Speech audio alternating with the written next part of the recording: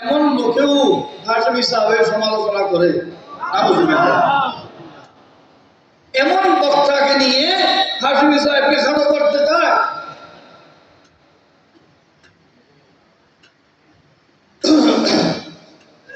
আগুন পানি নাম যুক্ত হলেও দুই জিনিস, ঠিক কিনা? আগুন পানি বলে না, নাম যুক্ত হলে সমকক্ষ হয় না।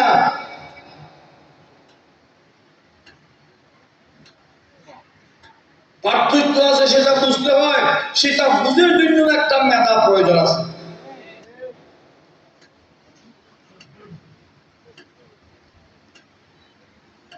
আমি কয়েকদিন আগে আমি জামা মসজিদেও বলেছি, এখানে আবার বলতেছি, যেহেতু সেদিন এলাকার লোকজন ছিলেন, এখন বিভিন্ন এলাকার লোকজন আছে।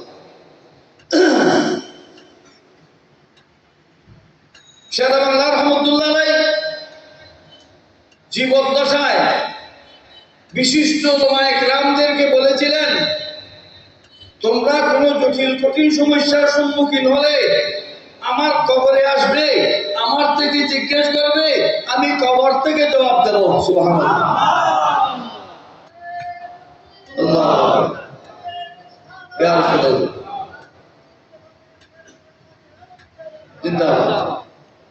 আমি কবর থেকে জবাব দেব। শেরে বাংলা রহমতুল্লাহ আলাইহি 1968 সালে ইন্তেকাল করেছেন। 1968 সালে শেরে বাংলা রহমতুল্লাহ ইন্তেকাল করেছেন। 69 সালে আইয়ুব খানের বিরুদ্ধে গণ আন্দোলন চলছিল, আইয়ুব খানের সরকার পতনের আন্দোলন চলছিল। ইমাম আহলে সুন্নাত আল্লামা হাশমি সাহেব রহমাতুল্লাহ আলাইহি বলেছেন,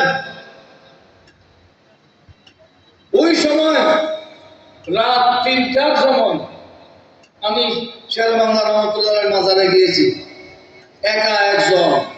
তখন শেরে বাংলা রহমাতুল্লাহ আলাইহির মাজার গাছের কাঠাম, গাছের কুটি দিয়ে গাছের কাঠামোর উপর টিনের ছাউনি, এই পাকা মাজার তখন হয়নি। আমি ওনাকে জিজ্ঞেস করলাম, বাবা যান, উনি তো শ্বশুর না, শ্বশুরকে তো বাবা বলে,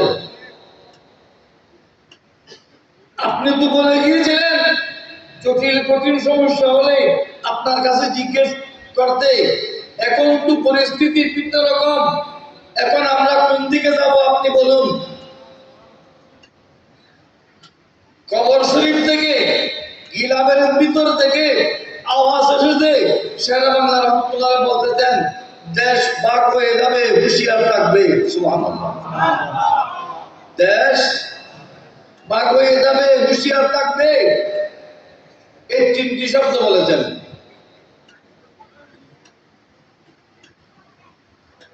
এক ওলি কবরের ভিতর আর এক ওলি কবরের উপর, দুজনের আলোচনা হয়েছে। ইমাম আহলে সুন্নাত আল্লামা হাশমি সাহেব রহমাতুল্লাহ আলাইহি সেই মাপের ওলি। সুবহানাল্লাহ।